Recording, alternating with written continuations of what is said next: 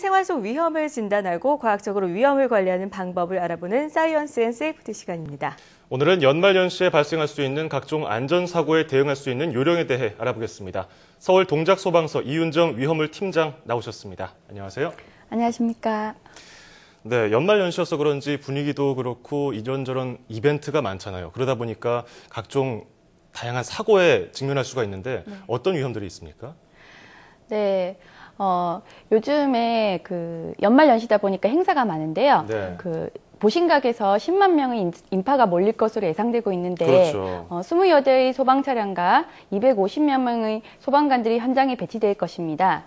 예, 작년 JI 타종 행사에서도 13건의 사고가 있었고, 매년 폭죽이나 이런 끼임, 이런 크고 작은 안전사고가 발생을 하고 있습니다. 네. 예, 작년 인도의 비슷한 종교 행사에서 60여 명이 압사로 사망을 했고요. 네. 우리나라에서도 몇 년 전 상주의 행사장에서 11명이 압사한 사고가 있었습니다. 또 오래전이지만 서울역 계단에서 31명이 압사한 사고를 비롯해서 순식간에 많은 사상자가 발생한 유사사고를 염두에 두어야 됩니다. 이렇게 대규모의 인원이 모이는 행사장에서는 관리자의 안전관리뿐만 아니라 참가자들의 질서유지도 당부를 드리겠습니다. 네, 사실 연말연시에는 정말 대규모 인원이 모이는 경우가 많기 때문에 압사사고, 폭죽사고 많이 조심을 해야 할 텐데요. 네. 폭죽사고에 대해서는 어떻게 대비를 해야 될까요?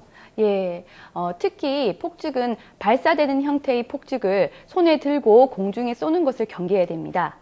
팔을 올렸다가 내리면서 상대방의 얼굴로 발사가 되기도 하고요. 거꾸로 들어서 자신의 배에 발사가 되는 등 화상을 입기도 하고 그런 사고가 잦습니다. 네. 폭죽은 사용 전에 경고사항을 충분히 읽어서 종류별로 용도에 맞게 사용을 해야 됩니다. 주변 인화물질을 잘 정리를 하고 사용 시에는 불꽃 파편에 주의하고 폭죽 사고 절반 이상이 아이들이나 청소년들인 만큼 위험한 장난을 치지 않도록 성인의 철저한 감독이 필요합니다. 네, 많은 사람이 모이는 것도 위험한 일이 많지만 또 네. 개인적으로 가족들과 또는 연인과 이런 케이크 폭죽으로 이벤트를 하잖아요. 네. 그럴 때 또 화상을 입는 경우가 많다고 하는데 실제로 그런 일이 많이 일어나나요? 네, 그런 기념일 이벤트를 하다가 사고 네. 발생하는 유형이 굉장히 다양합니다. 네. 저 일례를 들자면 여자친구의 생일 기념에 모텔에 100개가 넘는 촛불을 켜둔 채 잠들었다가 발화한 네. 사고 뉴스 기억하실 겁니다. 예. 네, 요즘에는 아로마 향초를 집에서 만들어서 선물하는 것도 유행인데요. 그렇게 파라핀을 녹이다가 화재가 발생하기도 하고 이게 길고 얇은 양초가 넘어지거나 양초 리본 장식 등 가연물에 불이 옮겨 붙기도 합니다. 이런 양초로 인한 화재는 매년 전국적으로 약 300건이 넘게 발생을 하니까 실내에서 양초를 켜두고 자리를 비우는 일이 절대 없기를 바랍니다. 네, 사실 양초나 폭죽으로 인한 불꽃이 옷에 옮겨 붙었을 때 네. 이때 어떻게 해야 됩니까? 네. 옷에 불이 붙었을 때는 뛰거나 몸을 흔들면은 불이 더 크게 번지게 됩니다. 이때는 그 자리에서 딱 멈춰 서고요. 바닥에 엎드려서 바닥에서 대굴대굴 뒹굴어야 됩니다. 예. 네. 이때 안면 화상이나 폐에 연기가 들어가는 것을 막기 위해서 눈과 입을 가린 채 굴러줍니다. 만약에 불꽃이 자신의 머리털에 옮겨 붙으면은 그 윗옷을 올려서 뒤집어 씁니다. 네. 주변에 도와줄 사람이 있으면 겉옷을 벗어서 치거나 이불이나 담요를 덮어서 질식 소화해 줍니다. 네, 실제로 그런 상황이 오게 되면 정말 당황해서 이런 게 순간적으로 생각 안 날 수도 있을 것 같으니까 미리미리 알아놔야겠네요. 예, 그런 팁을 꼭 알아주시기 바라겠습니다. 그리고 이런 화재 사고도 많지만 추우니까 한파 피해가 많지 않겠습니까? 네. 실제로 이런 일이 많다면서요. 예, 한파가 지속되면은 우리 이제 동절기에 저희 구조구급 출동이 많습니다. 네. 예, 매년 건물 외벽에 고드름이 특히 걱정인데요.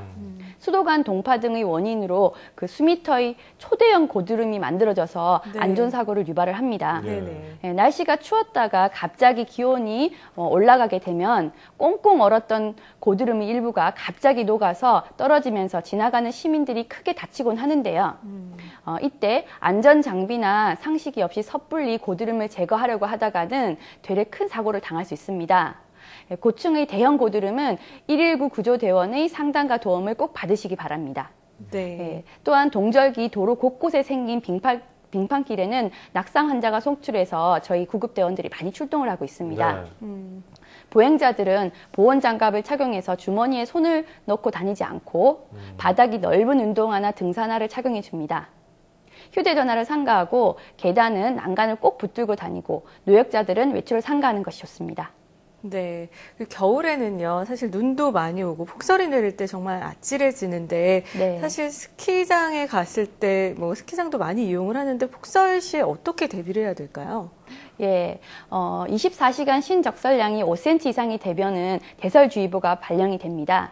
예, 폭설로 시설물이 붕괴되고 고립되는 등 많은 사고가 생기는데요. 네. 내 집이나 내 직장 앞의 눈은 내가 직접 치우고요. 고립 지역은 비상연락 체계를 꼭 유지를 해줍니다. 네네.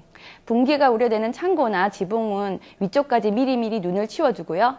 비닐하우스 차각막은 사전에 제거합니다.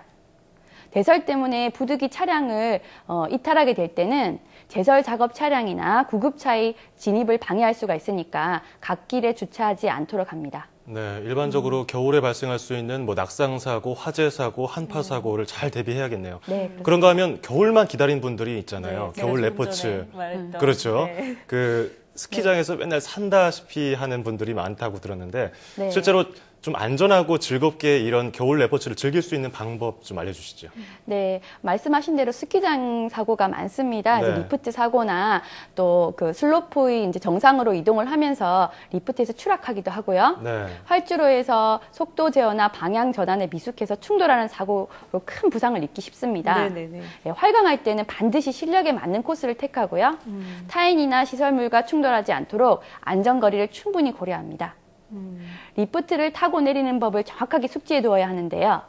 리프트를 탈 때는 한 손을 뒤로 내밀어서 리프트를 확인 후 깊게 앉아주고요. 내릴 때는 뒷사람에게 방해가 되지 않도록 신속하게 이동을 하되 내리다가 넘어졌다고 해도 당황하지 말고 리프트가 정지되었을 때 일어납니다. 기타 겨울 산행이나 겨울 캠핑, 얼음 낚시, 눈썰매 등 이제 겨울 레포트를 할 때는 각각의 특성에 맞는 안전 수칙을 사전에 꼼꼼히 확인을 하셔야 되겠습니다.